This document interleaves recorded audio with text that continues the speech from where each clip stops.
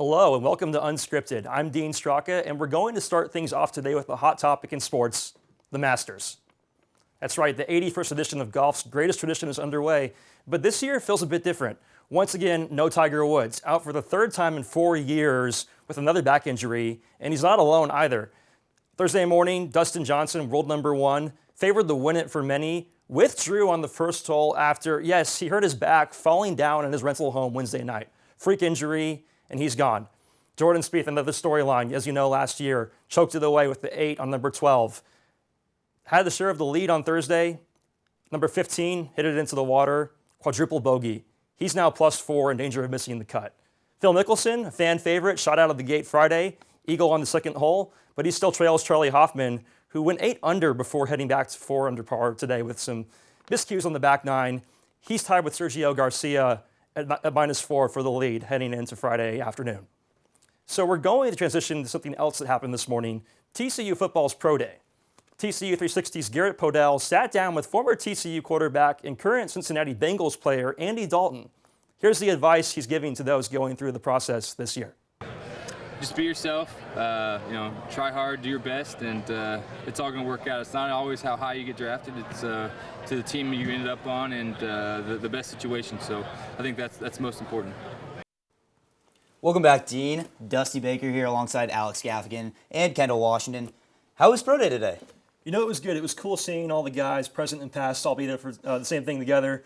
It was cool seeing, the 9 guys, 8 seniors plus Deontay Gray, showcase their talent for the pros, their scouts. So it's cool kind of seeing them all get ready for the next step in their careers. And how big was Juwan's story today? I think he ran, an unofficial 4.37, 4.39? That's what I was told, and 4.37. That's insane. That's a guy who, throughout his 4 years, he never quite lived up to his potential, but he's got all the physical tools to make it to the next level. Great hands, strong, physical. He could be a guy that could make it in the NFL. Well, still on the topic of TCU, let's go ahead and talk a little bit about TCU basketball. What do you guys think about this season? It was for sure a success.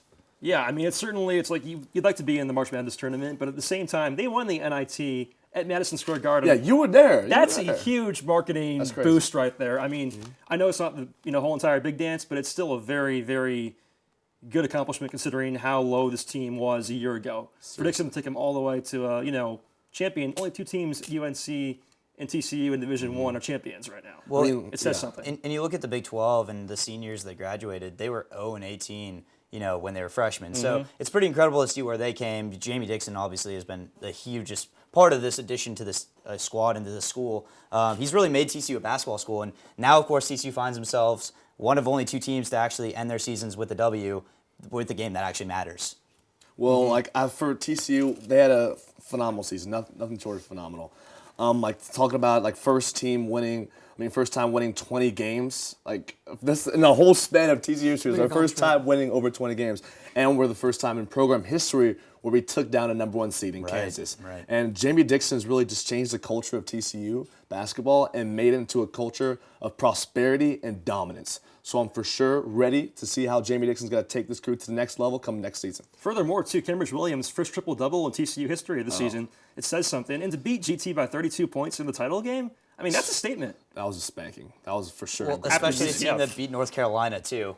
Transitive champions. And you said it. I mean, Kenrich was huge in the postseason, and the best part about that is he's coming back. And it's going to be tough to lose the heart of the team, I think, with guys like Brandon Parrish and Kavar Shepard, who have been here for 4 years. The believers. Really the leaders of this program. But we'll bring in some new recruits. Yeah, and the pieces are there. I mean, Jalen Fisher and Alex Robinson are also coming back. And don't forget Vlad, too. And Vlad as well. Jalen was gone through all that, too, which was incredible to see. To do it without our second leading point guard is remarkable. And I think it'll be fun to watch TCU basketball for years to come. All right, let's transition from TCU basketball to the pros. So for the NBA playoffs, we're looking ahead, and we're thinking which team in the East is most likely to be upset in the first round. Let's go on this side because me and Gaff versus Dean and Dusty. Let's see what you guys have. Well, first of all, I think the Raptors are the team that you guys have to look at as a team that's going to get upset. Granted, some people may not even consider them to really be upsets because they're not really a favorite to be winning that. I don't think so. DeMar DeRozan's having a career year. They haven't lost anybody. But look who they played in the last 10 games. Granted, they've been playing well, but you got to look at a team that not only has fire going into the playoffs, but has fire with beating good teams. And the only quality teams they've beaten are the number 8 potential seeds, which, of course, were the Pacers and the Bulls. And I just think that they haven't had any quality wins of recent, at least. They haven't had Kyle Lowry. He's been out for the past couple of weeks. Well, and so having He him is back is going to be huge. great. But I also think that that's a time period of which they haven't really been able to collaborate and work together. And a short period of time, it's going to be really difficult going into the playoffs when you're not in sync. Well, they haven't gotten any worse since last year. They haven't lost anybody, especially adding DeMari Carroll, who's been a straight stud on defense. And I just can't look at this team as overrated. I mean, they made the Eastern Conference Finals last year, and they obviously lost to the Cavs, but they even won 2 games in that. I mean, overrated. I mean, this team is not the definition of that. I just think getting in sync is important, and being in sync going into the playoffs is important. And I'm not saying they're a bad team. I just think that they're the most vulnerable, and that's why I think if we're going to talk about upset alert, you have to look at the team that is the most vulnerable. And yes, having him back is great, but in essence, you want a team that's rolling going into the playoffs, and they're not rolling. They ain't rolling. They're still trying to figure it out, just trying to get their team back together and stay healthy. So I think that's why the Raptors are the ones on upset alert. In the same ballpark, too, the Wizards, kind of right there. They are 4, so they're not, a huge favorite per se. But 30-10 at home, only 18-21 on the road. They barely beat the Knicks the other night. Kind of a concern, too. It's tough to win on the road nowadays. It is, that's true. But, I mean, in that whole, kind of 3-4 ballpark in the Eastern Conference, those two teams could certainly be ones to be watching, I think, in round I don't one. know if you guys were watching NBA basketball on Wednesday night, but the Celtics, they took a beating. From the Eastern Conference. I don't want to hear about Cavaliers. any talk about how when LeBron James and the Cleveland Cavaliers should be afraid of this team. I mean, people are saying the Celtics should be threatened to actually go past the Cavaliers, which I don't want to hear anything about that. Not after Wednesday. But do you think the Celtics are going to get upset? That's the question. I know. Yeah, that's why I'm saying they're overrated, because Isaiah Thomas, I know he's having a career year, averaging 29 a game, which is just straight up out of the ballpark. But I look at his supporting cast. Guys like Marcus Smart, Jay Crowder. I respect Crowder. He could ball. But guys like Marcus Smart, I mean, as a starter, I don't like him. He gets increasingly worse when you put him into a starting position. But people want to praise Avery Bradley for being a great backup to Isaiah Thomas because he's a great defender. He made all first team last year, but he can't pass the ball or rebound. So when I look at the team, I look at their supporting cast, and this supporting cast cannot take them far. And if they have a matchup against the Miami Heat, my squad, if they play them in the first round, they could lose that series. Do you think they're going to lose to the Bulls, who are they're currently projected to face? Look at how the Bulls have been playing in the last 6 games. They've won 5 of their last 6. And who is that against, though? The Cleveland Cavaliers. Okay, you can't discount that one. Yeah. I mean, LeBron James and company hit a skid mark, I think. They hit a significant skid. The thing is, do you think that the Cavs have truly been playing their top ball, or do you think that they're kind of holding it back, waiting for the playoffs? Well, come playoff time, they will. Come playoff time, they're going to execute. And this is not the team that's trying to go into the playoffs and playing, crucial games. They don't really care at this point. They were about to hand it over to the Celtics, actually, for the number 1 overall seed. And I mean, that ain't happening. Yeah, it ain't going to happen. But say Boston gets hot and makes it past the first 2 rounds, then do you think it's a different scenario come the Eastern Conference final? Different scenario, but we'll see how it goes. But switching from overrated to underrated, which team is the most underrated team going to the playoffs? What do you guys think? We agree here. The LA Clippers. They've won 5 of their last. Yes. Hold up. You're laughing about Why are you laughing about Say this? that one more time. The LA Clippers? Yeah. The for Los sure. Angeles Clippers. Wait, Think is about this the Blake same Griffin. team that hasn't been to the Western Conference Finals in over 30 years? Is that the team? It's Y'all also saying the it's healthy- underrated? It's They're also healthy a now. healthy team. They've won 5 of their last 6 games. That is the discombobulated and straight atrocious And franchise. you're relying on talking Chris Paul to about. be clutch. I don't know if you can. Hey, you know what, though? Here's the thing. They have, obviously, Griffin back healthy. He's been. Gosh. Oh, Chris, wow. have you seen This his is last great. 3 games? This is great. Over This 30 is points great. every time.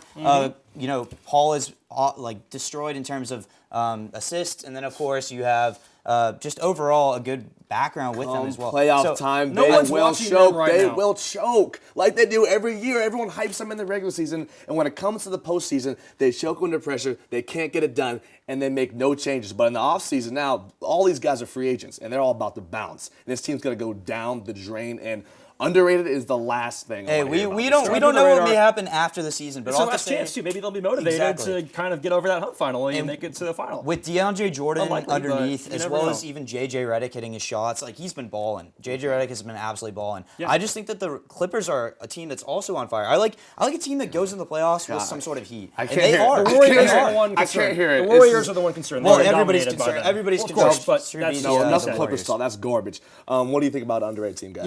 I know we agreed and we disagreed, but I think the Utah Jazz. That's my favorite thing is agreeing and Yeah. disagreeing. Yeah, it is. And, Agreed. I yeah, think I bet. The Utah Jazz, they fly under the radar in the Western Conference when you got stars like Steph Curry and Kawhi Leonard really hold down the entire Western Conference. The Jazz don't have a bona fide superstar on their team, but they win basketball games, and they're going to be a threat to a lot of teams going into the postseason. True that. Okay, guys. When we get back from break, Dean and Jesse are going to talk to us about MLB's opening week.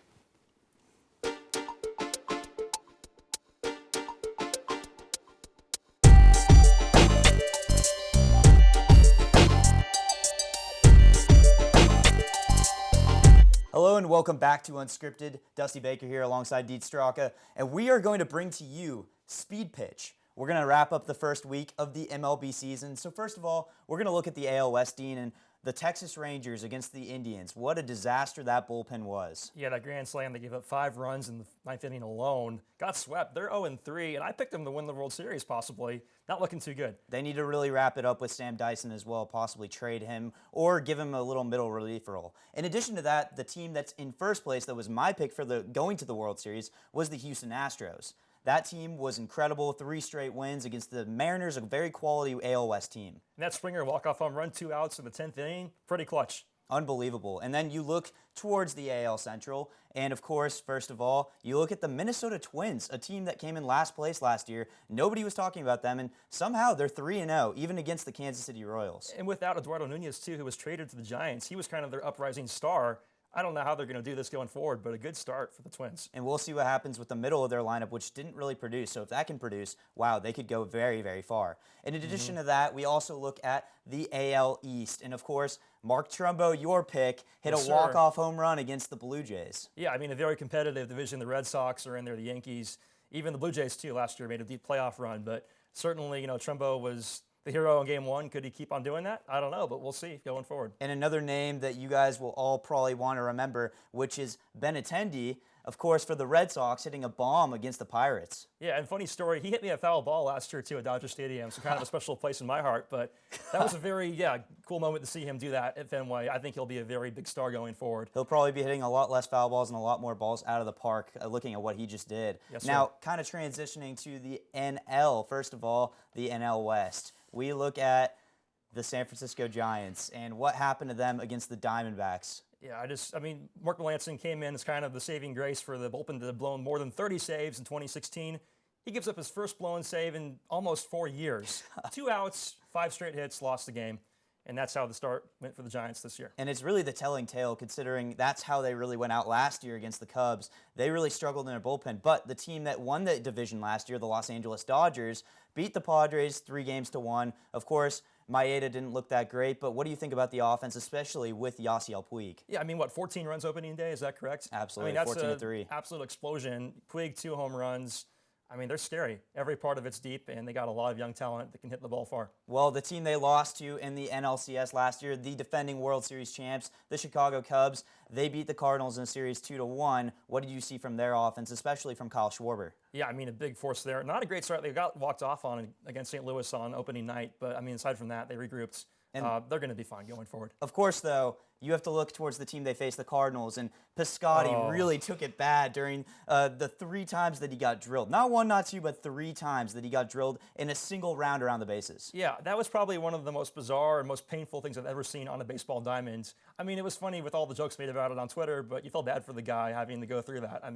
They hurt when you come at that fast. Look at his face. He just looks. The feeling. You feel bad for the guy. You and really do. That was in the head after that shot too. Unbelievable. He took it in the head, the arm, the elbow, square. Oh God, I feel awful. And that's a 90-mile-per-hour fastball as well. So, but then finally, you look at the TCU Horned Frog, Brandon Finnegan, who pitched amazing for the Cincinnati Reds against the Philadelphia Phillies. What do you kind of see with him going forward in the future? Yeah, I didn't watch that game, but certainly after he had his kind of crazy start with the Royals, kind of fell back for a year. But I think he's kind of the guy who can lead the Reds back up to relevancy. They had a horrible year last year, and with the young guys on their team, he can certainly be the guy who leads the charge going forward for Cincy. So with the veteran presence of Votto and then Peraza coming up as well, the Reds could be a team that would be interesting to watch. Now, in the NL East, of course, the Washington Nationals, Bryce Harper hit an opening day home run. I think it's the 5th of his career. Unbelievable with this lineup now having Eaton as well. What do you think of them going forward? Yeah, make baseball fun again? I mean, they're going to be a force to be reckoned with.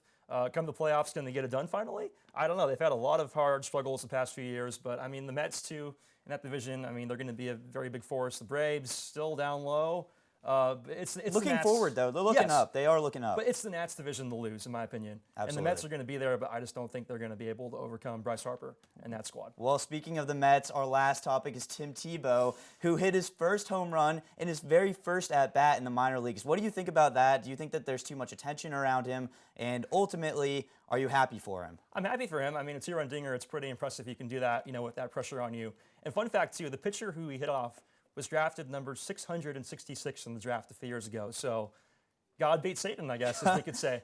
But certainly, kind of an interesting, crazy, unforeseen, but almost scripted, event out on the diamond. Well, we'll see if he can manage to find his way into the MLB. Very unlikely, but we've seen crazier things. That's all there is for Speed Pitch. We'll be back with you at Unscripted after the break.